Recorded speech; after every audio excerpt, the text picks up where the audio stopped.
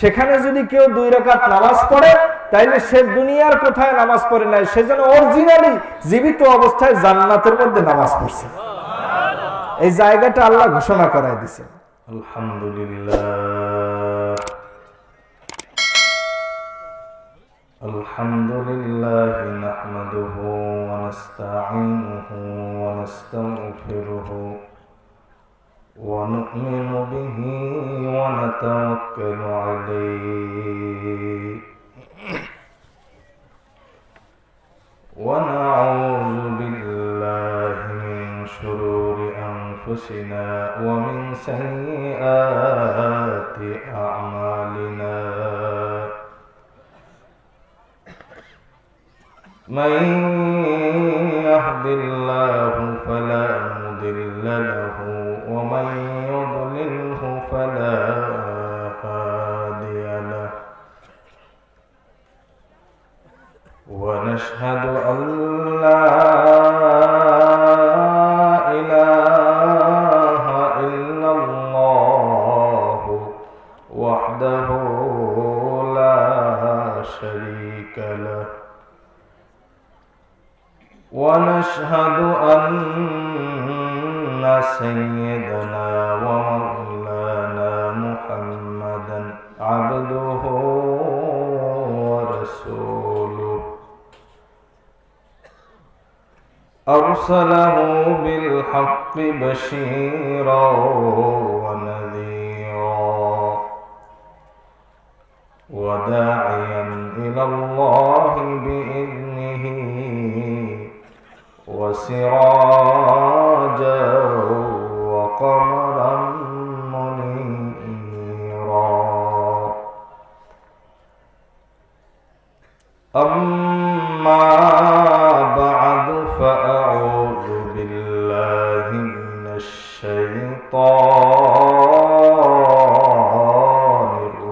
الرجيم بسم الله الرحمن الرحيم يا أيها الناس إنا خلقناكم من ذكر وأنثى وجعلناكم شعوبا وقبائل لتعارفوا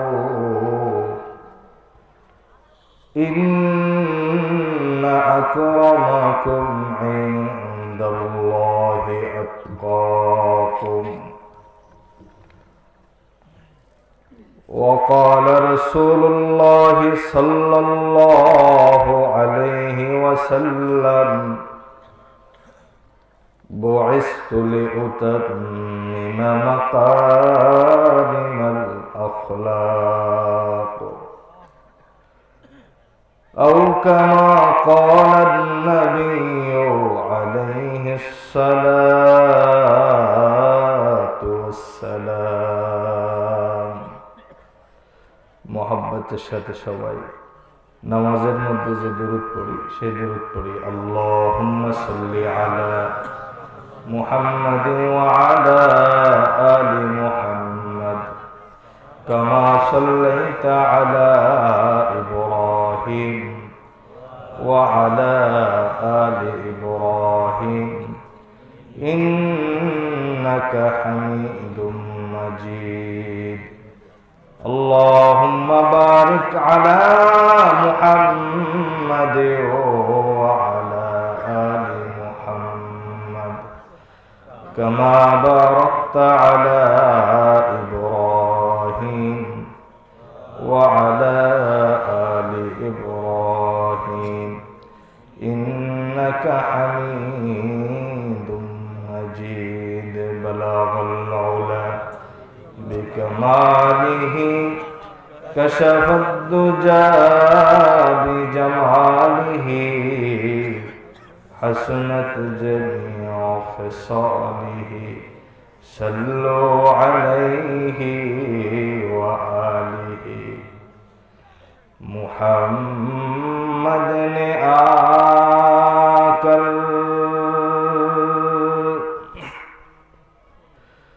کفر کو مٹایا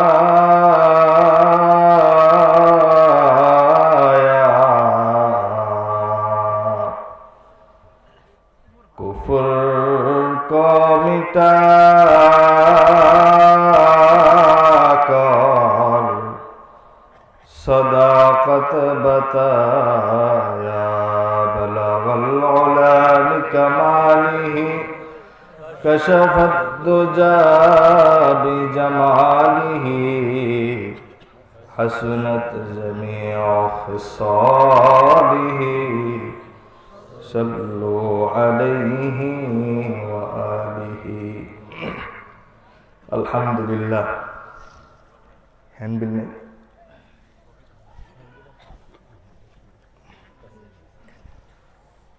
অধ্যকার আয়োজিত বাৎসরিক ওয়াজ মাহফিলের সম্মানিত সভাপতি উপস্থিত আছেন অত্র এলাকার উম্মতের রাহবার উলামায়ে কেরাম আরো উপস্থিত আছেন এলাকার বিভিন্ন স্থান থেকে আগত দিন প্রিয় ইসলাম প্রিয় দিনদার ইমানদার মুমিন মুসলমান ভাইরা যুবক ভাইরা পর্দার আড়ালের মা ও বোনেরা সর্বোপরি মহান সৃষ্টিকর্তা আল্লাহ রব্বুল আলামিনের দরবারে অসংখ্য অগণিত শুকরিয়া আদায় করি যে মালিক আমাদেরকে মহব্বত করে ভালোবেসে দিনের এমন একটা মনোরম পরিবেশে গুনাহ মুক্ত পরিবেশে 10 মায়ের 10 সন্তানকে জুড়ে মিলেমিশে বসার তৌফিক দান করেছেন। এজন্য সে মহান মালিকের দরবারে আমরা সকলে মিলে জবান খুলে মুহাব্বতের সাথে জোরে সোরে পড়ি আলহামদুলিল্লাহ। মুহতারাম হাজিরিন, রাত্র অনেক হয়ে গেছে। দীর্ঘ রাত্র পর্যন্ত আলোচনা করা এটা মোটেই ঠিক না। আমাদের এই দেশে সাধারণত আমরা যে দুইটা দলকে সবচেয়ে বড় মনে করি, একটা হলো দাওয়াত ও তাবলীগ আর একটা হলো চরমনাই। এই দুইটার উসুলের মধ্যে কোথাও নাই যে তারা গভীর রাত্র পর্যন্ত বয়ান করে। গভীর রাত্র পর্যন্ত বয়ান করলে মানুষের ইসলামের যে মূল ভিত্তি নামাজ, ফজরের নামাজে অলসতা চলে আসে। এজন্য টাইমের চেয়ে একটু লম্বা করা যায়, কিন্তু বেশি লম্বা করা যায় না। আপনারা ইতিমধ্যে জানছেন আমার বাড়ি বরিশালে। আপনারা মেহেরপুর জেলাবাসী, বরিশাল থেকে আসতে পরিবহনেও 7-8 ঘন্টা সময় লাগে। আমার অত্যন্ত কাছের শ্রদ্ধাভাজন আপনাদের এলাকার সন্তান মুফতি শামীম রেজা, আমার তার সাথে 2 বছর পড়ার সৌভাগ্য হয়েছে। একই ক্লাসে পড়েছি। সে অত্যন্ত মেধাবী ছিল, ভালো ছাত্র ছিল ক্লাসের,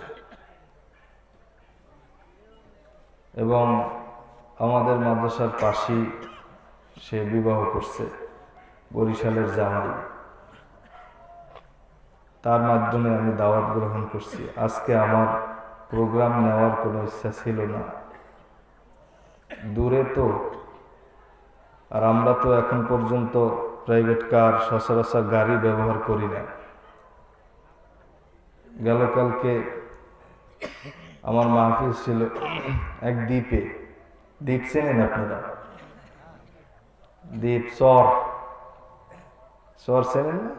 বরিশালের ভাষায় চর।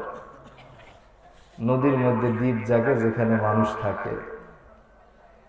মেহেন্দিগঞ্জ একটা উপজেলা, বিশাল বড় এরিয়া। সেইখানে মাহফিল ছিল। সেখান থেকে আজকে সকালে বরিশালে আসছি। বরিশালে আইসা বাসায় যাইতে পারি না, সেখান থেকে রওনা হয়ে আপনাদের এখানে আসছি। কালকে আবার যাব পটুয়াখালী জেলার আর এক প্রান্তে। পরশুদিন সেইখান থেকে যাব কুয়াকাটা। কুয়াকাটার নাম শুনছেন আপনারা? কুয়াকাটা, সেইখানে হাফিজুর রহমান সিদ্দিক, হাবিবুর রহমান মিসবাহ, মাহফুজুর রহমান জাবের, তারা 3 দিন ব্যাপী একটা মাহফিল দিছে। সেইখানে আলোচনার জন্য ডাকা হয়েছে। যদি আল্লাহ তৌফিক দেয়, শারীরিকভাবে সুস্থ রাখে, তাহলে আপনারা দোয়া করলে সেইখানেও আমি অবস্থান করতে পারব। এজন্য বেশি সময় না, অল্প সময় 2-1টা কথা মজাকারা করব। আমি একটু শুয়েছিলাম, আমার প্রেশারটা একটু বাইরে গেছিল, একটু কমের দিকে। তা আমি শুয়ে শুয়ে মুফতি শামীম রেজা সাহেবের আলোচনা শুনছিলাম। সে যেইখানে আলোচনায় গেছিল, আমি সেইটারই সঙ্গ দিয়া সামনের দিকে 2-1টা কথা বলার চেষ্টা করব। আমি আমার ভূমিকাতে একটা কথা বলছিলাম যে আল্লাহ তাআলা আমাদেরকে গুনাহমুক্ত পরিবেশে বসার তৌফিক দান করছেন। বলছি না? বলছি। এই মজলিসটা যে গুনাহমুক্ত মজলিস, এতে কি কোনো সন্দেহ আছে? কার কার সন্দেহ আছে? সন্দেহ?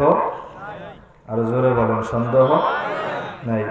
গুনাহমুক্ত পরিবেশ কেমন কেমন করে? বলে বর্তমান বিশ্ব যে গতিতে চলতেছে, এতে মানুষ গুনাহ করতে না চাইলেও অটোমেটিক গুনাহ হয়ে যাইতেছে। কি কথা ঠিক কিনা? এইখানে কেমনে বুঝাই? আমাদের বরিশাল থেকে ঢাকা যাওয়ার জন্য ভিআইপি লঞ্চ আছে। লঞ্চ চিনেন আপনারা? ভিআইপি 4তলা 3তলা লঞ্চ আছে। সে লঞ্চে কেবিন থাকে, সোফা থাকে, ডেক থাকে। লঞ্চে যাওয়ার জন্য, ঢাকা যাওয়ার জন্য লঞ্চে উঠছে। দেখবেন আপনি যেখানে থাকেন, আপনাকে লঞ্চে বসে ফ্রি টেলিভিশন দেখানো হইতেছে। চায়ের দোকানে বসছেন চা খাওয়ার জন্য, সেখানে আপনাকে ফ্রি টেলিভিশন দেখানো হইতেছে। এমনকি টাচ মোবাইল, এই টাচ মোবাইলের মাধ্যমেও মানুষ একটা দেখতে গিয়ে, মনে করেন একটা ইসলামিক বিষয় আপনি সার্চ দিতে দিতে দিতে দিতে আসতে চান, নেট ঘুরে, আবার একটা দিলে আরেকটা আসে। কিন্তু একটা খারাপ জিনিসের অল্প একটু 2-1টা অক্ষর লেখা সার্চ দিবে, সাথে সাথে এই খারাপ জিনিসটা চলে আসবে, পুরো লেখাও লাগে না। বিধর্মীরা, ইসলামের বিপক্ষে যারা কাজ করে, তারা এইটাতে বড় সফল হয়েছে। এজন্য আল্লাহর দরবারে হাজারো কোটি শুকরিয়া যারা এই সমস্ত মাহফিলগুলোর আয়োজন করেছেন, বিশেষ করে যুবকেরা এবং বুড়া বাবাজিরা পরামর্শ দিয়েছেন।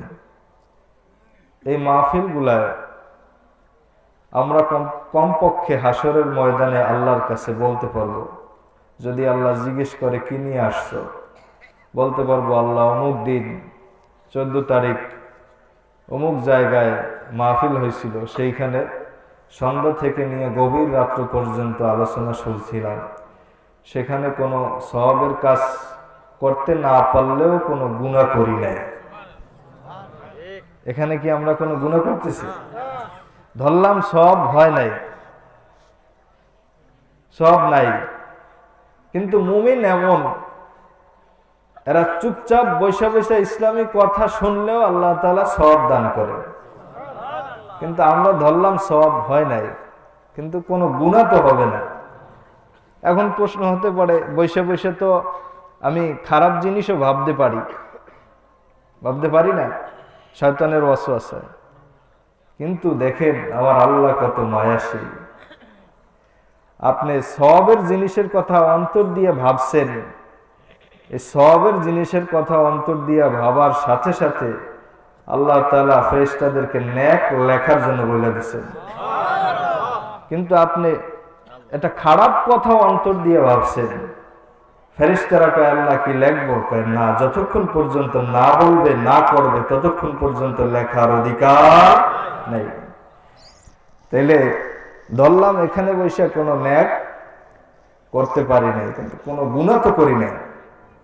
এই উসিলা আল্লাহ মাফ করতে পারে কি পারে না? পারে কি পারে না? পারে। সেই আশা নিয়ে আমরা আলোচনা শুনবো ইনশাআল্লাহ। সাহাবীরা নবী আলাইহিস সালাতু ওয়াস সালামকে অনেক ভালোবাসতেন। আমরাও নবীকে বাসি কি বাসি না? সাহাবীরা নবীকে ভালোবাসতেন, ভালোবাসার মর্যাদা রাখছেন এবং ভালোবাসার দৃষ্টান্ত তারা দেখাই দিয়ে গেছেন কিভাবে নবীকে ভালোবাসতে হয়। এক এক আঙ্গিকে এক এক সাহাবী নবীকে মহব্বত করতেন। কেউ নবীর চেহারার দিকে তাকায় থাকতেন, কেউ নবীর ঘাম মুছা দিতেন, কেউ নবীকে আশ্রয় দিতেন, কেউ নবীকে খাবারের ব্যবস্থা করতেন, কেউ নবীকে জামা কাপড় দিতেন, কেউ নবীকে মাল দিতেন। এক এক লাইনে এক একজনে নবীকে মহব্বত করতেন। কিন্তু গরিব সাহাবীরা তারা নবীকে শুধুমাত্র চেহারা দিয়ে তাকানো ছাড়া তাদের আর কোনো বাড়তি কিছু ছিল না, সম্বল ছিল না যে নবীকে তারা কিছু দিবে বা করবে। এজন্য গরিব সাহাবীরা নবীর কাছে যায় বলতেছে, ইয়া রাসূলুল্লাহ, আমরা তো গরিব, আমাদেরকে আল্লাহ গরিব বানাইছেন, আপনি আমাদেরকে এমন একটা আমল শিখায় দিন যে আমলটা করলে আমরা ধনী সাহাবীদের চাইতেও সওয়াবের ব্যাপারে বেশি মালিকানা অর্জন করব। সুবহানাল্লাহ, একটু জোরে বলা যায়? আমি তো বরিশালের ভাষাভাষী, আপনারা মেহেরপুরের কথা এই ভাষায় কথা বলেন, আমার ভাষা বুঝতে কি আপনাদের কষ্ট হয়? গরিবরা কি বলল, একটা আমল শিখান যেটা করলে ধনীদের চাইতেও আমরা সওয়াব বেশি কামাই করব। প্রতিযোগিতা তাদের ছিল, সওয়াবের প্রতিযোগিতা। নবী আলাইহিস সালাতু ওয়াস সালাম তাদেরকে একটা আমল শিখাই দিয়েছেন। বলবো আমলটা? নবী বলেন, তোমরা প্রত্যেক ফরজ নামাজের পর 33 বার করে পড়বা সুবহানাল্লাহ সুবহানাল্লাহ সুবহানাল্লাহ সুবহানাল্লাহ। 33 বার করে পড়বা আলহামদুলিল্লাহ আলহামদুলিল্লাহ আলহামদুলিল্লাহ। 34 বার করে পড়বা আল্লাহু আকবার আল্লাহু আকবার আল্লাহু আকবার। তাইলে আমি রাসূল বললাম, এই আমল যদি তোমরা প্রত্যেক ফরজ নামাজের পরে করো, তাহলে আমি রাসূল বললাম আল্লাহ তাআলা তোমাদেরকে ধনী সাহাবীদের চাইতেও সওয়াবের ব্যাপারে বেশি মালিকানা অর্জন করায় দিবে। আমলটা খুব সোজা না? কারা কারা পারবেন? সবাই পারবেন? সংক্ষেপ আমল, হাত নামান। আল্লাহ তাআলা করার তৌফিক আমাদের সবাইকে দান করুন। সংক্ষেপ আমল, এই আমলটা করবা।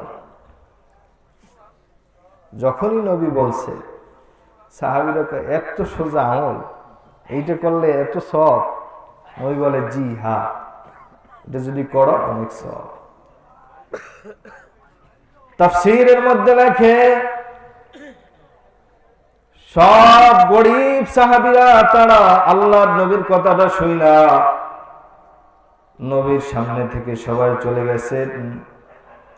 সবাই কেউ গেছে কেউ কর্মস্থলে, কেউ গেছে বাসা বাড়িতে, কেউ গেছে মসজিদের কোনায়, কেউ গেছে রাস্তার পাশে গাছের নিচে। সবাই যে যার অবস্থানে আছেন তারা বৈশা বৈশা দাঁড়ায় দাঁড়ায় তারা এই তসবিহগুলা আদায় করতেছেন, বেশি বেশি তসবিহগুলা আদায় করতেছেন, গোপনে গোপনে পলায়া পলায়া। বাবা তার সন্তানদের আমলের কথা বলে না, সন্তান তার মাকে আমলের কথা বলে না, ভাই ভাইকে আমলের কথা বলে না, চুপচাপ আমল করতেছেন। কেন? সব কামি করবে, আমল করতেছেন আমল করতেছেন। একদিন ধনী সাহাবীরা ও টের পেয়ে গেছে যে গরিবরা একটা গোপন আমল করতেছে। কি আমল? এটা টের পেয়ে গেছে। কারা টের পেয়েছে? ধনী সাহাবীরা। ধনী সাহাবীরা টের পেয়ে যাওয়ার পর ধনী সাহাবীরা ও রাসূলের কাছে না আইসা তারাও এই আমল শুরু করে দিছে। সুবহানাল্লাহ।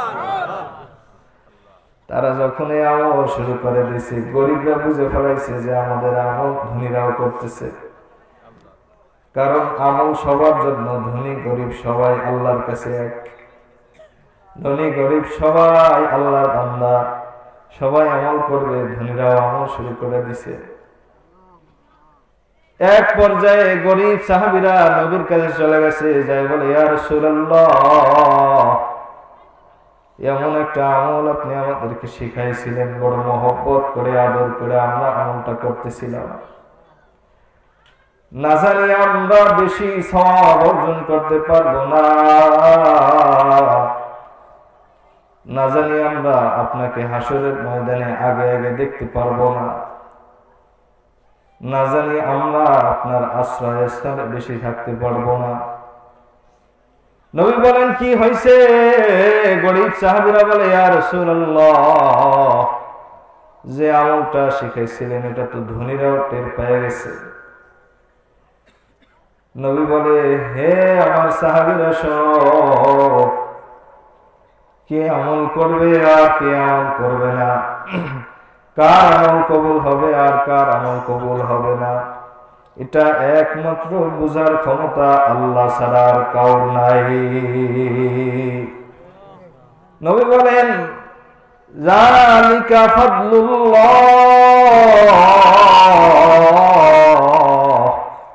ইউতিহি মান ইয়াশা, যাকে ইচ্ছা তাকে আল্লাহ তাআলা ফজিলত দান করেন, যাকে ইচ্ছা তাকে দান করেন। আমার নবী আবু তালেবের পিছনে অনেক বছর পর্যন্ত চাচারে বুঝায়, চাচা আপনার ভাতিজা আমি মুহাম্মদ, আমার হাতে আল্লাহ তাআলা কালিমার অস্ত্র দান করেছেন। ও চাচা, আমি কালিমা পড়ায় পড়ায় আমার গুলারে মুসলমান বানাইতেছি, আমার উপরে কোরআন নাজিল করা হয়েছে। আপনি আমার রক্তের চাচা, আমি কোথায় দাওয়াত দিতে গেলে যদি মক্কার মুশরিকরা আমার উপরে হামলা চালায়, কাফেরেরা যদি আমাকে মারে, তাইলে আপনি সর্বপ্রথম আমার সামনে ঝান্ডা হিসেবে দাঁড়ায় যান, ঢাল হিসেবে দাঁড়ায় যান। চাচা, আমাকে কেউ আঘাত করলে আপনার কলিজায় কষ্ট লাগে, আপনি সহ্য করতে পারেন না চাচা, কিন্তু হাসরের ময়দানে যখন আমার সামনে আপনাকে দোজখের আগুনের মধ্যে জ্বালানো হবে, বলেন না চাচা, তখন আমি ভাতিজা কেমন করে আপনার এই আযাব সহ্য করব চাচা?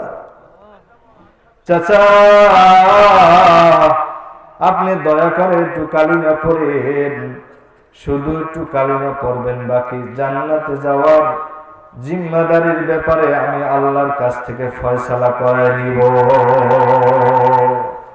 আপনি একটু কালিমা পড়ুন। চাচা কয় না না, আমি যদি কালিমা পড়ি তাইলে ধর্মের উপরে চুলকানি হয়ে যাবে, মারা হয়ে যাবে, ধর্মটার অবস্থা অনেক খারাপ হয়ে যাবে। আমার ভাইরা তারা সবাই আমাকে তিরস্কার করবে আর বলবে নিজের বাপ দাদার ধর্ম ছাইরা সে ভাতিজার ধর্মের প্রতি চলে গেছে, কতই না খারাপ ছিল।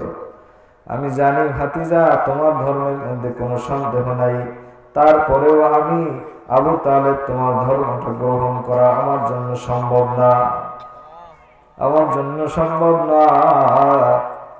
এদিকে আল্লাহ তাআলা নবী মুহাম্মদকে ডাক দিয়ে বলে, হে নবী, ইন্নাকা লা তাহদি মান আহবাবতা, হে নবী, আপনি যাকে হেদায়েত দিবেন তাকে আপনি হেদায়েত দিতে পারবেন না, আমি আল্লাহ যাকে হেদায়েত দিব সেই হেদায়েত হবে, আর কেউ হেদায়েত হতে পারবে না। হেদায়েত দেওয়ার মালিক কে? আরো জোরে বলেন কে? রিজিক দেওয়ার মালিক কে? একমাত্র একমাত্র কে?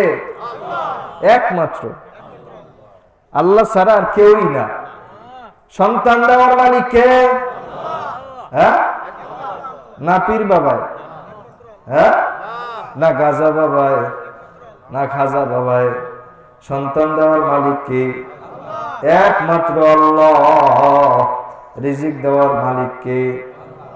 একমাত্র আল্লাহ। সুস্থ রাখার মালিক কে? একমাত্র আল্লাহ। সব কিছুর মালিক আল্লাহ। ওদিকে দেখেন, একদিকে চাচা আবু তালেবকে নবী বারবার কালিমা পড়তে কয়, কিন্তু চাচা আবু তালেব কালিমা পড়ে না। আল্লাহ তাআলা কয় যে হেদায়েত তুমি দিতে পারবে না। আর একদিকে তাকায় দেখে হেদায়েতের মালিক যে আল্লাহ, এটা বুঝেন কেমন করে। আর একদিকে আবু হুরায়রা রাদিয়াল্লাহু তাআলা আনহু নবীর হাতে কালিমা পড়া মুসলমান হয়ে গেছে, মুসলমান হয়ে বাড়িতে চলে গেছে। বাড়িতে চলে যাওয়ার পর আবু হুরায়রার মা আবু হুরায়রাকে অনেক মারছে, অনেক আঘাত করছে। কেন আঘাত করছে? বলে কালিমা পড়ে কেন মুসলমান হয়েছে, এই অপরাধ। বড় ছেলেকে কি কোনো বাপ মা মারে? বড় ছেলে মেয়েকে কি মারে? মারে না, আঘাত করে না। আবু হুরায়রাকে মারছে। আবু হুরায়রা কান্না জড়িত কণ্ঠে রাসূলের দরবারে এসে হাজির হয়ে গেছে। ইয়া রাসূলুল্লাহ, একটা অভিযোগ নিয়ে আসছি। কি অভিযোগ? আমার মা আমারে মারছে। আল্লাহর নবী বলে, আবু হুরায়রা, তোমার মা তোমারে মারছে, এই বিচার তো আমি করতে পারবো না। মা তোমারে মারছে, এখানে আমি বিচার করার কি? এখানে আমার বিচার করার কোনো ক্ষমতা নাই। আর এখনকার জমানায় বাবাই করে এক দল, ছেলে করে আর এক দল। ছেলে আর একটা দল করার কারণে বাবাই যদি মারে, তাহলে ছেলে যায় নেতাও কাছে বিচার দেয় যে আমার বাবাই আমি অমুক দল করার কারণে মারছে। নেতায় কয় যে তোর বাপরে পাইলে, কি কয়, তোর বাপরে পাইলে। আল্লাহর নবী কয়, দেখেন আদর্শ কেমনে শিখায়। আল্লাহর নবী কয়, তোমার মা তোমারে মারছে, বিচার করার ক্ষমতা তো আমার কাছে নাই, আমি কি করব? আবু হুরায়রা বলে, ইয়া রাসূলুল্লাহ, আমি আপনার কাছে বিচারের জন্য আসি নাই, আমি আপনার কাছে আসছি, আপনি একটু আমার মায়ের জন্য দোয়া করবেন। দোয়ার তো খালি আছে, আপনি করবেন, এটা তো আল্লাহর কাছে পৌঁছে যাবে, এতে তো কোনো সন্দেহ নাই। রাসূল বলেন, ঠিক আছে, আমি তোমার মায়ের জন্য দোয়া করতে পারবো, এর চেয়ে আর বেশি কিছু না। আবু হুরায়রা বলেন, আমি দেখলাম আল্লাহর নবী দুই হাত তুলে আল্লাহর দরবারে দোয়া করতেছেন, আল্লাহুম্মা হদি উম্মি আবু হুরায়রা। নবী এই কথা বলে দোয়া করছেন। আবু হুরায়রা দোয়ার কথা শুনে জোরে দৌড় দিছে। সুবহানাল্লাহ। পথের মধ্যে সাহাবীদের সাথে সাক্ষাৎ। সাহাবীরা টানে ধরছেন, আবু হুরায়রা কোথায় যাও? দাঁড়াও, তুমি এত জোরে দৌড় দিলে তাহলে তোমার অসুবিধা হবে, উষ্টা খায় পরে যাওয়া, আঘাত খাবা, দাঁড়াও। আবু হুরায়রা বলে, ভাই আমার তাড়াতাড়ি ছেড়ে দাও, আমি আজকে একটা জিনিস দেখবো। কি দেখবা? বলে একটা জিনিস দেখবো, আমি আগে বাড়িতে পৌঁছাই নাকি আমার নবীর দোয়াটা আগে আল্লাহর দরবারে পৌঁছে যায়, এটা দেখবো। আবু হুরায়রা দৌড় দিছে, দৌড়া গিয়া বাড়ির সামনে দাঁড়ায় গেছে। বাড়ির সামনে যখন দাঁড়াইছে, ঘরের উপরে যখন দরজা নক করছে, অমনি আবু হুরায়রার মা ভিতর থেকে বলতেছেন, বাবা তুমি আবু হুরায়রা আসছো নাকি? আবু হুরায়রা বলে, আমি বুঝে ফেলাইছি, এতক্ষণ পর্যন্ত আমার মায়ের কণ্ঠটা ছিল একরকম, কিন্তু আমি আল্লাহর নবী দোয়া করছি, পরে বাড়ির সামনে আসছি, পরে মায়ের কণ্ঠটা শুনলাম আর এক রকম। আবু হুরায়রা বলে, আমি শুনতে পাইলাম আমার মা ভিতরে বসে গোসল করতেছে। আবু হুরায়রা বলে, কিছুক্ষণ পর আমার মা ঘরের সামনে আসছে, দরজা খুলছে, আমি তাকায় দেখি চুল থেকে পানি টপ টপ করে পড়তেছে। আবু হুরায়রার মা বলে, বাবা তোমারে মানলাম, আল্লাহর ধর্ম গ্রহণ করছে এই জন্য, নবীর কালিমা পড়ছে এই জন্য তোমারে মানলাম, কিন্তু কিছুক্ষণ পর আমার অন্তরের মধ্যে কেমন যেন একটা দয়া চলে আসলো। আহারে আমার ছেলেটা যে ধর্ম গ্রহণ করছে ওটা তো মিথ্যা হতে পারে না, ওটা তো অবশ্যই সত্য হতে পারে, এতে তো কোনো সন্দেহের অবকাশ নাই। তাই আমি গোসল করলাম, গোসল করে আমার শরীরের উপরের ময়লাটা দূর করলাম। এখন তুমি আমাকে নিয়ে চলো বিশ্বনবী মুহাম্মদুর রাসূলুল্লাহ সাল্লাল্লাহু আলাইহি ওয়াসাল্লামের কাছে নিয়ে চলো, আমি যায়া আমার ভিতরের ময়লাটা কালিমা পড়ে দূর করে দিব। হেদায়েতের মালিক কে? এক জায়গায় দোয়া করছেন, কবুল হয়ে গেছে, আর এক জায়গায় প্রত্যেক দিন প্রত্যেকবার ৫ ওয়াক্ত নামাজের পর নবী দোয়া করতেন, কিন্তু কবুল হয় নাই। হেদায়েতের মালিকটা কে? এজন্যই তো বেলাল হাবশী রাদিয়াল্লাহু তাআলা আনহু বলেন, শুকরিয়া সে মালিকের দরবারে যেই মালিক হেদায়েতটা তার নিজের হাতে রেখে দিয়েছেন। হেদায়েতটা যদি নবীর হাতে থাকতো, তাহলে আমি বেলাল হাবশার দেশ থেকে আইসা মসজিদে নববীর মুয়াজ্জিন হওয়া আমার জন্য সম্ভব হতো না। মসজিদে নববীর মুয়াজ্জিন হওয়া বেলালের জন্য সম্ভব হতো না, কেননা নবী তো আগে তার আত্মীয় স্বজনদেরকে হেদায়েত দিতে দিতে দিতে দিতে দিতে এরপরে বিভিন্ন স্থানে পৌঁছায় যাইত। হেদায়েতটা স্বয়ং আল্লাহ নিজের হাতে রেখে দিয়েছেন। এজন্য বলতেছিলাম, নবীর যে সাহাবীরা মহব্বত করছে, বিষয়টা কিন্তু এমন না। আল্লাহ তাআলার অসংখ্য মাখলুকাত সৃষ্টিজীব সবাই নবীকে মহব্বত করছে, নবীর জন্য পাগল ছিল। ছিল কি ছিল না? নবীর জন্য পাগল ছিল। নবী একবার প্রস্রাব করবে, ইস্তেঞ্জা করবে, তো মরুভূমির মধ্যে হাঁটতেছে। এখন মরুভূমির মধ্যে প্রস্রাব করবে, এক জায়গায় বসলেই হয়, কোনো লোক নাই, এক জায়গায় বসলেই হয়, কিন্তু তারপরে নবী আড়াল খুঁজতেছে। নবী আমাদেরকে কেমনে শিখায়, আর আমরা তো দাঁড়ায় দাঁড়ায় মানুষ দেখে, মানুষের সামনে আমরা প্রস্রাব করি। নবী আড়াল, লোক নাই, তারপরও আড়াল খুঁজতেছে। অমনি দেখা গেল নবী খুঁজার সাথে সাথে মরুভূমির দুই প্রান্ত থেকে দৌড়াইয়া, দুই প্রান্ত থেকে গাছ দৌড়ে এসে নবীর সামনে সোজা হয়ে দাঁড়ায় গেল। গাছ গাছ নবী প্রসাদ করলেন, আবার আস্তে আস্তে চলে গেছে, আড়ালে প্রসাদ করছে, তারপর চলে গেছে। শুধু তাই না, নবী মুহাম্মদুর রাসূলুল্লাহ সাল্লাল্লাহু আলাইহি সাল্লামকে চাচা আবু জাহেল নবীকে বলতেছে, ভাতিজা আমার হাতে কি আছে, এটা যদি তুমি বলতে পারো তাহলে আমি কালিমা পড়ে মুসলমান হয়ে যাব। নবী কয়, চাচা সত্যি মুসলমান হয়ে যাবেন? কয় হ্যাঁ, এক চান্সে মুসলমান হয়ে যাবে। নবী কয়, তাহলে চাচা এক কাজ করি, আপনার হাতে কি আছে ওইটা আমি না বইলা আপনার হাতে কি আছে ওই বস্তুটাই যদি বইলা দেয় যে আমি নবী কে, তাহলে কি আপনি কালিমা পড়বেন? তাহলে তো এক চান্সে পড়বেন। কবিতার ভাষায় লেখেন, বলতে হে কঙ্করে, বলতে হে কঙ্করে লা ইলাহা বল উঠে। নবী আমার আবু জাহেলের হাতের দিকে ইশারা করে বলছেন, ও আমার চাচা আবু জাহেলের হাতের মধ্যে বস্তু তুমি বলে দাও আমি নবীকে। ইশারা করছেন, সাথে সাথে আবু জাহেলের হাতের মধ্যে কতগুলা পাথরের টুকরা জোর আওয়াজে বলে উঠছে, লা ইলাহা ইল্লাল্লাহু মুহাম্মাদুর রাসূলুল্লাহ। শুধু মানুষে মহব্বত করে না, নবী সবার জন্য মহব্বত, তাই না?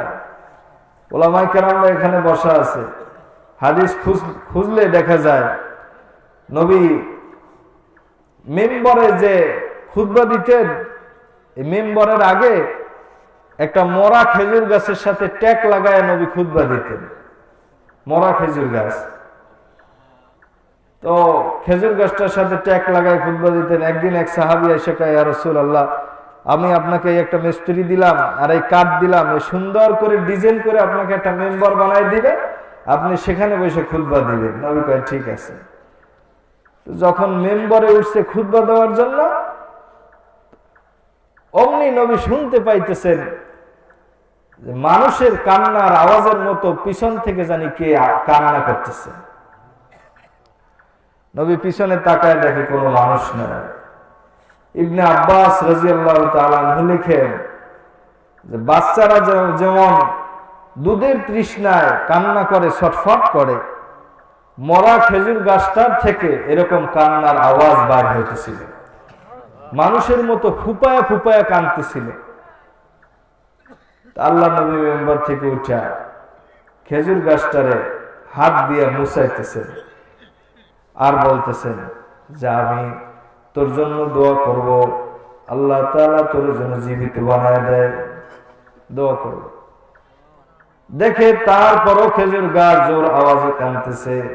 নবী দেখে কান্না থামে না। এরপরে নবী আলাইহিস সালাতু ওয়াস সালাম আবার খেজুর গাছটারে বুকের সাথে জড়ায় নিছেন। বুকের সাথে জড়ায় নিয়ে কয়, খেজুর গাছ, আমি নবী দোয়া করব আল্লাহ তাআলা যেন তোর থেকে খেজুর দেয়, যে খেজুর খায় যেন হাজিরা তাদের তৃষ্ণা মিটায় নেয়, দোয়া করব। দেখে খেজুর গাছ থামে না, কান্না করতেছে।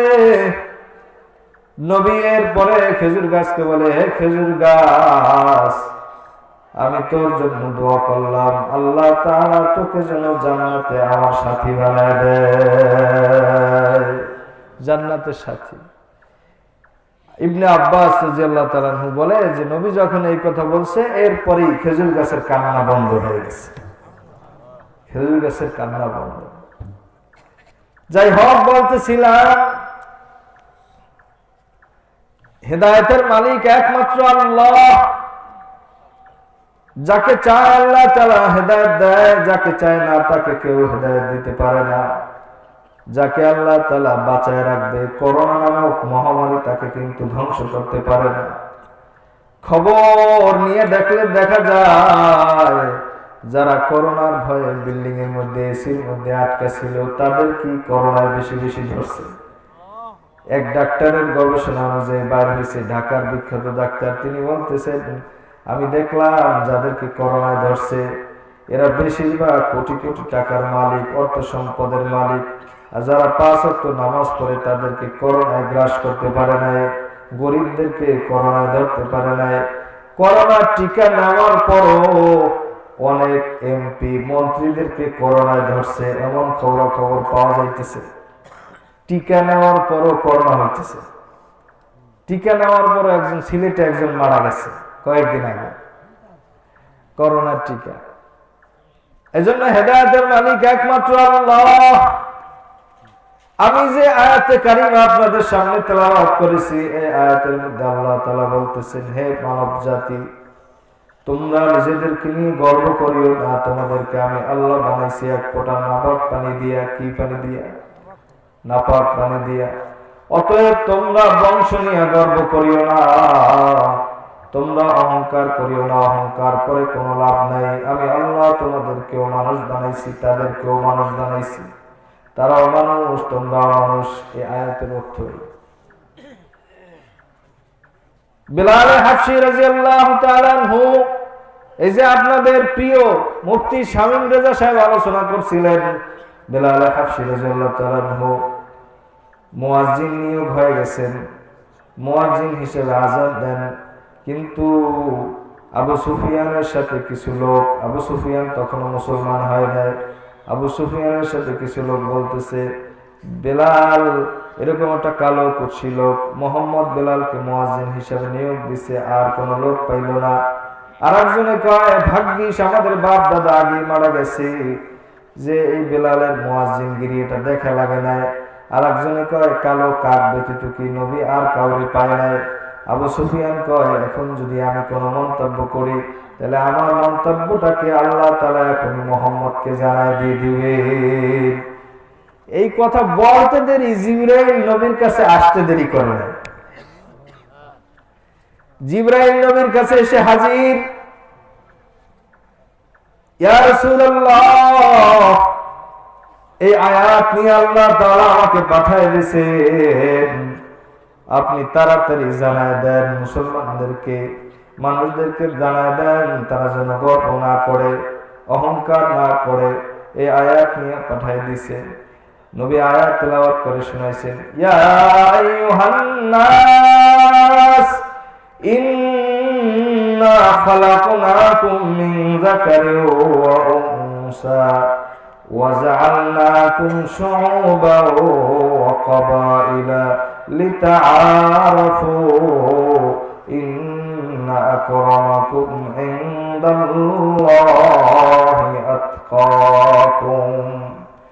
এই আয়াত নিয়ে জিবরাইল আলাইহিস সালাম নবীর সামনে হাজির হয়ে গেছে। গর্ব করিও না, গর্ব করিও না। এরপরে আল্লাহর নবী বেলালকে আর আযান দেওয়ার জন্য বলে নাই, আব্বাস রাদিয়াল্লাহু তাআলা আনহুকে ডাইকা আযান দেওয়ার জন্য বলছেন। আব্বাস আযান দিতেছেন। পরের দিন জিবরাইল আলাইহিস সালাম এসে হাজির, এসে বলে, ইয়া রাসূলুল্লাহ, আপনি কি আজকে মসজিদে নববীতে কাউকে আযান দেওয়ার জন্য বলেন নাই? বলে, হ্যাঁ বলছি। কই আযান তো শোনা যায় না, আল্লাহ তাআলা তো আমাকে পাঠিয়ে দিয়েছে, আযান এখনো পর্যন্ত উপরে যায় নাই। নবী বলেন, কেন? সবচেয়ে সুন্দর কণ্ঠ, সুরালা কণ্ঠ দিয়ে আমি আযান দেওয়াইলাম। জিবরাইল বলে, ইয়া রাসূলুল্লাহ, তাড়াতাড়ি করে বেলালকে ওই তোতলা কণ্ঠের আওয়াজ তাড়াতাড়ি তাকে দিয়ে দেওয়ায় দেন, কেননা তার আযান যতক্ষণ পর্যন্ত না দেওয়া হবে ততক্ষণ পর্যন্ত আল্লাহ তাআলা সকাল দিবেন না। তার আযান যতক্ষণ পর্যন্ত না হবে। এজন্য আল্লাহ তাআলা কে গরিব, কে ধনী, কে তোতলা, কে অসহায়, কে ক্ষুধার্ত, এগুলার দিকে তাকায় না, দিলের দিকে তাকায়। দিল কার কত সুন্দর, কার দিল নিয়ে কে কত বেশি আল্লাহকে মহব্বত করে, কে কার দিল নিয়ে কত আবেগ নিয়ে, কত দরদ নিয়ে, দরদ মাখা কণ্ঠে আল্লাহকে ডাকে, এইগুলার দিকে আল্লাহ তাআলা তাকায় থাকে। নবী বলে, ওয়াসাল্লু বিল্লাইলি ওয়ান নাসু নিয়াম তাদখুলুল জান্নাতা বিসালাম। নবী বলেন, গভীর রাত মানুষ যখন ঘুমায় যায়, মানুষ ঘুমায় গেলে পরে কিছু মানুষ এমন আছে যাদের ঘুমটা অটোমেটিক ভেঙে যায়। তারা চিন্তা করে, আমি এখন বিছানার সাথে ঘুমায় আছি, কিছুক্ষণ পর যদি আমার সামনে আজরাইল এসে হাজির হয়ে যায়, আমার জানটা যদি কবজ হয়ে যায়, তাহলে আমি কি জবাব দিব আল্লাহর কাছে? এজন্য যারা গভীর রাত্রে কষ্ট করে, ঠান্ডা পানি দিয়ে ওযু বানায়া, শীতের মধ্যে কষ্ট করে দাঁড়ায় দাঁড়ায় নামাজ পড়ে, তাদেরকে আল্লাহ তাআলা কবুল করবেন না তো কাদেরকে আল্লাহ তাআলা কবুল করবেন? এজন্যই তো বলা হয়, ওয়াকিফ হো আগার লজ্জতে বেদারি সবসে, वाकिफ हो अगर लज्जत बेदारी सबसे, हो चीह सुरैया से पिए खाक पुरस्रार, हो चीह सुरैया से पिए खाक पुरस्रार, ला इलाहा ইল্লাল্লাহ লা ইলাহা ইল্লাল্লাহ লা ইলাহা ইল্লাল্লাহ। পানি দাও তো, পানি পানি।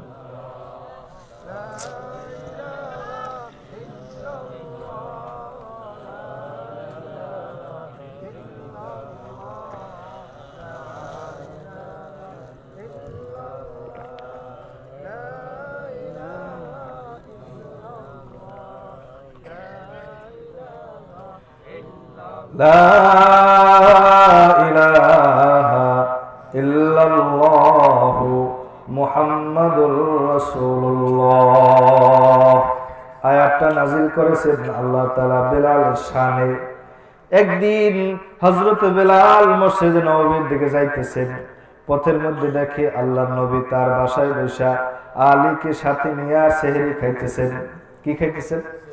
সামনে তো রোজা আসতেছে, সেহরি খাইতেছেন। বেলাল রাদিয়াল্লাহু তাআলা রাসূলকে বলে, ইয়া রাসূলুল্লাহ, তাড়াতাড়ি সেহরি খাওয়া বন্ধ করে দিন, ফজরের সময় শুরু হয়ে যাইতেছে। বেলাল এই কথা বইলা মসজিদে নববীতে চলে গেছেন। কিছুক্ষণ পর আবার বেলাল চলে আসছেন, আয়েশা দেখে যে নবী এখনো পর্যন্ত সেহরি খাইতেছে। বেলাল হাবশী রাদিয়াল্লাহু তাআলা আনহু বলে, ইয়া রাসূলুল্লাহ, আল্লাহর কসম করে বলতেছি, তাড়াতাড়ি করে আপনি সেহরি খাওয়া বন্ধ করে দিন, ফজরের সময় শুরু হয়ে যাইতেছে। আল্লাহর নবী অমনি সেহরি খাওয়া বন্ধ করে দিলেন আর বেলালকে ডাকলেন, বেলাল এদিকে আসো। বেলাল রাদিয়াল্লাহু তাআলা আনহু কাছে আসছে। নবী বলে, বেলাল, এখনো পর্যন্ত সেহরির রক্ত অনেক বাকি আছে। চাঁদের আলোর কারণে তুমি অক্তটারে ভুলে গেছো, তুমি বুঝতে পারো না সেহরির টাইম এখনো লম্বা, এখনো অনেক বাকি আছে।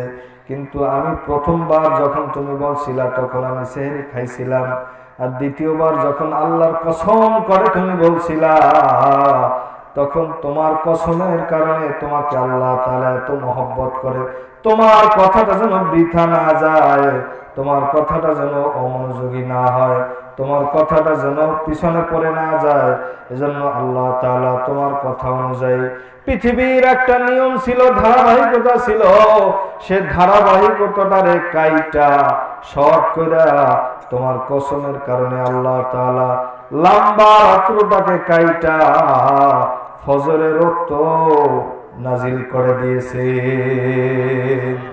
বেলালের কথার কারণে। এজন্য বেলাল হাবশী রাদিয়াল্লাহু তাআলা আনহু ছিল তোতলা, কিন্তু আল্লাহর কাছে ছিল অনেক দামি। অনেক সাহাবী ছিল অনেক দুর্বল, কিন্তু আল্লাহর কাছে ছিল অনেক দামি।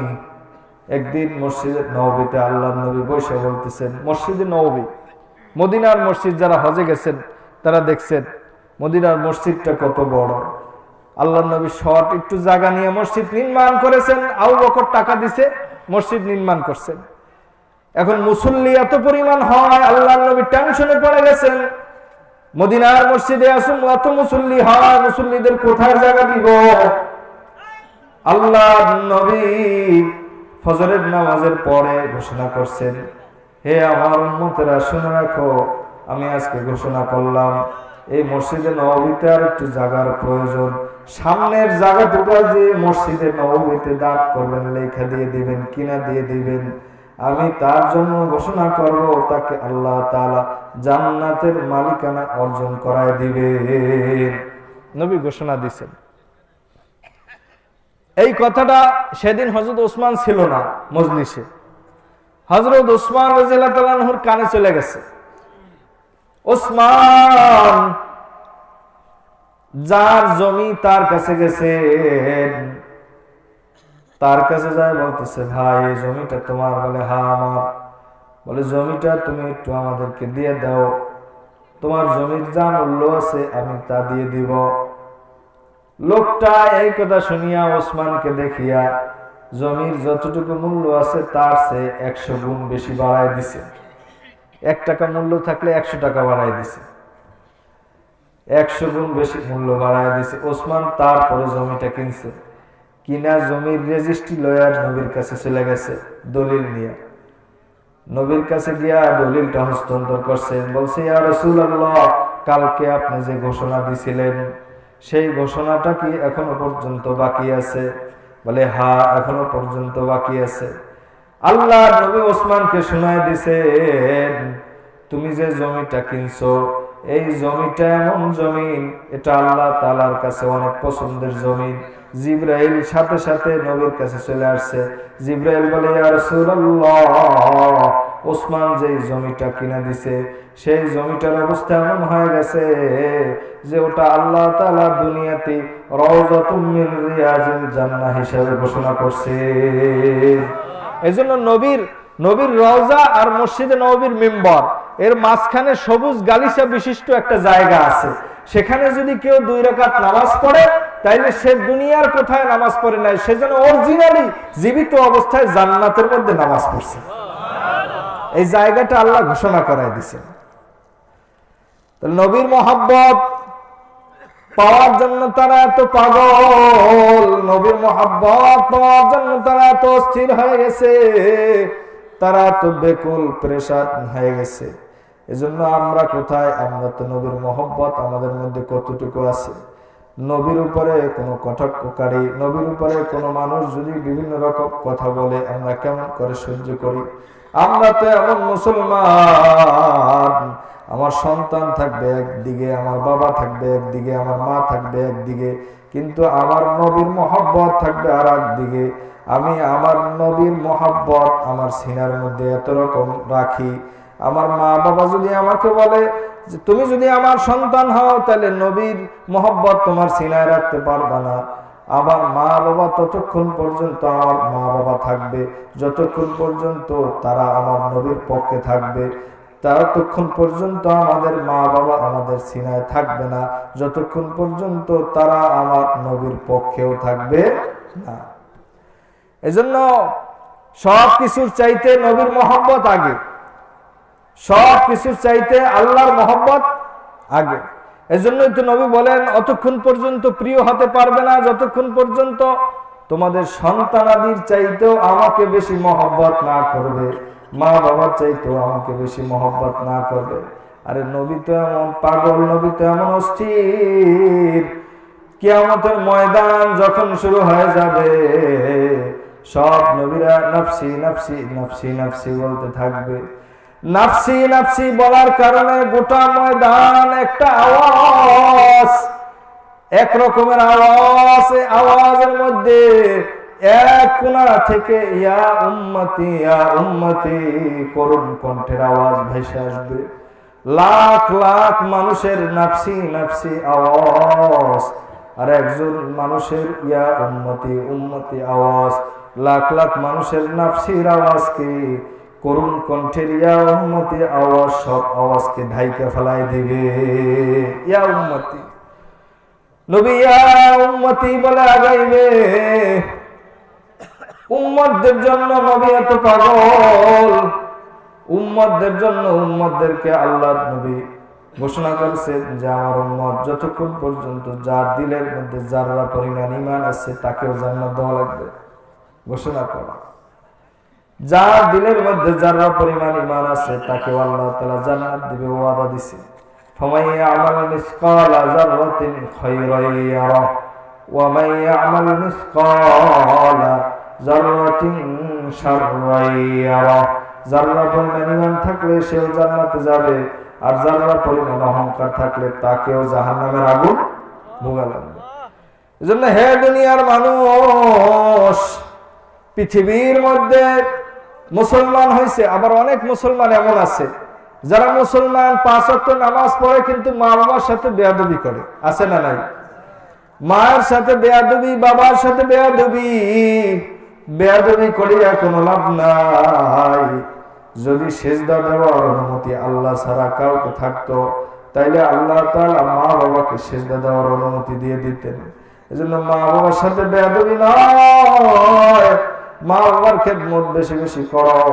মা বাবার খেদমত বেশি বেশি করলে আল্লাহ তাআলা তোমার উপরে রাজি হয়ে যাবে, সন্তুষ্ট হয়ে যাবে, এতে কোনো সন্দেহ নাই। সন্তান বাহিরে থাকে, অনেকদিন পর মায়ের কাছে আসবে দেখা করার জন্য, বিদেশে থাকে।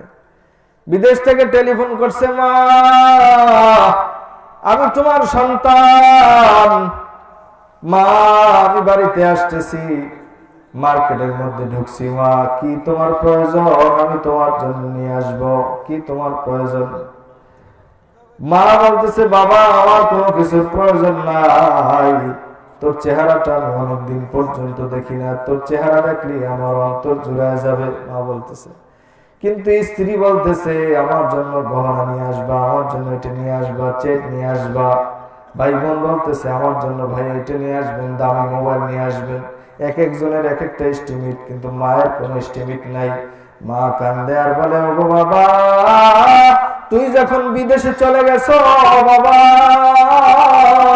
এই ঘরের মধ্যে অনেক মজার খানা হয়েছে, অনেক মেহমান আসছে, আমার সামনে যখন খানা আমার মুখের সামনে দেওয়া হয়েছে তখন আমি খানা নিয়ে আবার রেখে দিছি, আমার মুখের সামনে খানা যায় নাই।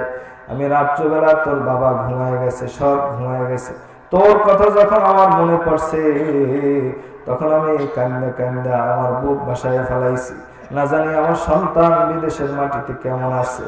বাবা আমার কিছুর প্রয়োজন নাই, তাড়াতাড়ি তুই যে অবস্থায় আসবে সেই অবস্থায় চলে আয়, তোর চেহারাটা আমি দেখবো। কিন্তু দুঃখের বিষয়, দেশে যখন আসছে গাড়িতে করে যখন মেহেরপুরের উদ্দেশ্যে রওনা হয়েছে, ওই যে ভাঙা ফরিদপুর ওইখানে বসে গাড়ি এমন ভাবে রাত্রবেলা অ্যাক্সিডেন্ট হয়ে গেছে, মা বাবা অপেক্ষায় আছে কখন আমার সন্তান আসবে, বিদেশ থেকে আসতেছে, গাড়ি অ্যাক্সিডেন্ট হয়ে গেছে। তখন গভীর রাত, মা বাবা টেলিফোন করে, কেউ ফোন রিসিভ করে না। অনেক রাত, রাত্র 2টা-3টা বাজে, তখন কে যেন টেলিফোন করেছে ছেলের মোবাইল দিয়ে, ছেলের মোবাইল দিয়ে টেলিফোন করছে। বাবা ফোন রিসিভ করেছে, ফোন রিসিভ করে শুনে একটা কণ্ঠের আওয়াজ শোনা যায়, কিন্তু এই কণ্ঠটা তার সন্তানের কণ্ঠ না, অন্য একটা কণ্ঠ। ওইখান থেকে যে টেলিফোন করছে সে বলতেছে, ও বুড়া সন্তানের বাপ, তুমি এখনো নাক টানিয়ে টানিয়ে ঘুমাও, তোমার সন্তানের দিকে তাকায় দেখো, তোমার সন্তান ভাঙা ফরিদপুর পার হওয়ার সময় গাড়ি অ্যাক্সিডেন্ট করে লাশের বিছানায় সে শামিল হয়ে গেছে, তোমার সন্তান লাশ হয়ে আছে, তাকায় দেখো তোমার সন্তানের অবস্থা কি। এইখানে অনেক লাশ পড়ে আছে, কোনটা তোমার সন্তান, আইসা তুমি বাইসা নিয়ে যাও।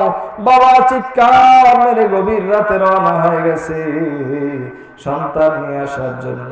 সন্তানকে অ্যাম্বুলেন্সে ঘোড়া যখন আমাদের এই মেহেরপুরে যখন নিয়ে আসতেছে, মেহেরপুরে নিয়ে আসার পর বাড়িতে যখন অ্যাম্বুলেন্স নিয়ে ঢুকছে, মা দেখে আমার সন্তান বাড়ির দিকে আসবে, আমার সন্তানের জন্য আমি গরম করে পানি করে রাখছি, ও গোসল করবে, ঠান্ডার মধ্যে কেমন করে গোসল করবে, মা গরম পানি করে রাখছে, কত কিছু করে রাখছে, দরওয়াজার সামনে বসে রয়েছে।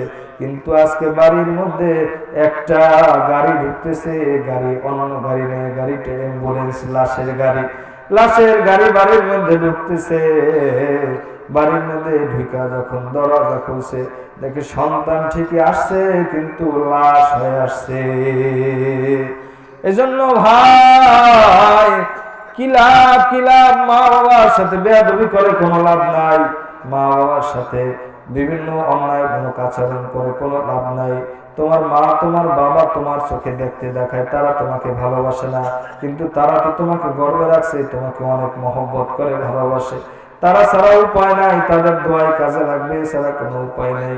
এজন্য হে যুবকের দল, আমরা খায়া থাকি আর না খায়া থাকি, সব সময় স্মরণ করবো কাকে? আল্লাহকে। আল্লাহকে সব সময় স্মরণ করবো, আল্লাহ ছাড়া আমাদের আর কোনো গতি নাই। কেননা ইসলাম যুগে যুগে মানুষদেরকে ক্ষুধার্ত অবস্থায় পরীক্ষা দিয়ে দিয়ে মানুষদেরকে বিভিন্ন রকম পরীক্ষা নিছেন। ওয়ালানাবলুওয়ান্নাকুম বিশাইইম মিনাল খাউফি ওয়াল জু'i ওয়া নাকসিম মিনাল আমওয়াল, মানুষদেরকে বিভিন্ন রকম পরীক্ষা নিয়েছেন, ক্ষুধার পরীক্ষা নিয়েছেন, মালের পরীক্ষা নিয়েছেন, বিভিন্ন রকম পরীক্ষা নিয়েছেন। পরীক্ষা নিয়ে নিয়ে মানুষদের কাছ থেকে বিভিন্ন পরীক্ষা নিয়ে নিয়ে আল্লাহ তাআলা মানুষদেরকে পরীক্ষা করেছেন। এজন্য আমি বলবো, হে ভাই, কি আর করার শুনে রাখো। আল্লাহ নবী একদিন হিজরত করে, এক জায়গা থেকে হিজরত করে মা ফাতেমার বাড়িতে চলে গেছেন। ফাতেমার বাড়িতে যায় ফাতেমাকে ডাক দিছে, মা ফাতেমা। প্রত্যেকবার আল্লাহ নবী যখন বিভিন্ন জায়গায় যাইতেন ফাতেমার সাথে দেখা করে যাইতেন, আবার বিভিন্ন জায়গা থেকে আসতেন ফাতেমার সাথে দেখা করতেন, ফাতেমার সাথে দেখা করতেন। আজকেও আল্লাহ নবী ফাতেমার সাথে দেখা করার জন্য আসছেন। নবী ফাতেমাকে ডাক দিছেন, ফাতেমা দরজা খুলে না, ভাঙা দরজা। ফাতেমা ভিতর থেকে আওয়াজ করে বলতেছে, বাবা আমি তোমার সাথে যে দেখা করব এই পরিমাণ কাপড় আমার কাছে নাই। ফাতেমার কথা শুনে নবীর গায়ের থেকে চাদরটা দিয়ে দিছে, ফাঁক দিয়া। চাদরটা দিয়ে দেওয়ার পর ফাতেমা চাদর পেঁচায়া দরজা খুলছেন। দরজা খুলা নবীর সাথে দেখা করছেন। নবী ফাতেমার চেহারার দিকে তাকায় দেখে যে ফাতেমার চেহারাটা শুকিয়ে গেছে, চোখ দুইটা গর্তের মধ্যে ঢুকে গেছে। আল্লাহর নবী ফাতেমার দিকে তাকায় বলে, মা তোর চোখ দুইটা শুকিয়ে গেছে, চেহারা শুকিয়ে গেছে, গর্তের মধ্যে ঢুকে গেছে, কারণ কি মা? খানা খাও না অনেকদিন পর্যন্ত মনে হয়। ফাতেমা বলে, বাবা আমার দিকে তাকায় কোনো লাভ নাই। ওই যে দেখো চুলার মধ্যে পাতিলে ভর্তি পানি দিয়ে আমি 3 দিন পর্যন্ত পানি গরম করতেছি, সেখানে কোনো খানা নাই, কিছুই নাই। তোমার নাতি হাসান হোসেন প্রত্যেকবার উঠা তারা আমাকে ডিস্টার্ব করে, আমাকে জ্বালায় আর বলে, মা তাড়াতাড়ি করে আমাদেরকে খানা দাও, আমাদের আর সহ্য হয় না। মা বেটার কথা শুনি না, হাসান হোসেন ঘুম থেকে গেছে। ঘুম থেকে জায়গা হাসান হোসেন দুইজন আল্লাহর নবীর কাছে চলে আসছে। এসে বলে, আমার নানা আপনি এখানে আসছেন, আজকে একটা বিচার করা লাগবে। এবার আল্লাহ নবী বলে, কি বিচার করবো? আমি তো শ্রেষ্ঠ ইনসাফগার, আমি তো শ্রেষ্ঠ বিচারপতি, কি বিচার করা লাগবে? বলে, আজকে বিচার করবা, তোমার মেয়ের বিচারটা তুমি করবা। না 3 দিন পর্যন্ত আমাদেরকে খানা দেয় না, আমরা না খাই আছি, আমাদেরকে কোন রকম খানার ব্যবস্থা করে না। আল্লাহ নবী কোন বিচার করে না। বলে, কেমন করে বিচার করব? হাসান হুসাইন বলে, দেখো মেয়ের কথা বলছি, বিদায় বিচার করে না। আল্লাহ নবী এই কথাটা শুনিয়া নিজের গায়ের থেকে পেটের উপর থেকে জামাটা জাগাইলেন। জামাটা জাগায় দেখে আল্লাহ নবীর পেটের উপরে 7টা পাথর বাঁধা আছে। নবী না খাওয়া 7টা পাথর বাঁধা। আল্লাহ নবীর এমন অবস্থা দেখা হাসান হুসাইন তারা বলতেছে, না আমরা 3 দিন পর্যন্ত খাই না, 3 দিন পর্যন্ত আমরা না খাওয়া, কিন্তু তুমি 7 দিন পর্যন্ত না খায়া 7টা পাথর বেঁধেছ। না আমাদের আর ক্ষুধা নাই, আমাদের পেটটা ভরে গেছে, তোমার চেহারা দেখলে আমাদের পেট ভরিয়া যায়। এজন্য হে ভাই, কখনো না খায় থাকা লাগবে, কখনো কষ্ট করা লাগবে, ইসলামের পক্ষে থাকা লাগবে। ইসলামকে হেফাজতের দায়িত্ব আল্লাহ তাআলা আমাদের হাতে দিয়েছেন। আমাদেরকে ইসলামের উপরে কোনো জন্য আঘাত না আসে, জন্য বেষ্টনী দিয়ে রাখা লাগবে। ইবাদতের সংখ্যা বাড়ায় দিতে হবে, বেশি তাহাজ্জুদ পড়তে হবে, বেশি নফল পড়তে হবে, কবিরা গুনাহ থেকে বাঁচতে হবে, শিরক থেকে বাঁচতে হবে, বড়দেরকে সম্মান করতে হবে, ছোটদেরকে স্নেহ করতে হবে, 5 ওয়াক্ত নামাজ জামাতের সাথে পড়া লাগবে, মা বোনদেরকে পর্দা প্রশিদা মোতাবেক চলার ব্যবস্থা করতে হবে, হালাল ইনকাম করতে হবে। আল্লাহ তাআলা আমাদের সকলকে সুন্দরভাবে হালাল ইনকাম সহকারে 5 ওয়াক্ত নামাজ সহকারে জীবন যাপন করার তৌফিক দান করুক, সকলে বলেন আমিন। এই যুবক ভাইরা কই? যুবক ভাইরা যারা মাহফিলের আয়োজন করছে তারা কই? তারা আসলে আর বেশি লম্বা আমি করবো না, এখন মোনাজাত দিয়ে দিবে, যেহেতু আমার শরীরের অবস্থা বেশি ভালো না। যুবকরা তোমরা একটু সামনে আসো ভাই, তোমাদেরকে নিয়ে দোয়া করি। ভাই আমরা যারা পিছনে আছি সবাই একটু আগাই, এখনই মোনাজাত দিয়ে দিব। সবাই সামনে আগায়, পিছনে দেখতে ভালো দেখায় না, সামনে আগায় সবাই কষ্ট করে। সবাই সামনে আসে, জিকির করি লা ইলাহা ইল্লাল্লাহ, লা ইলাহা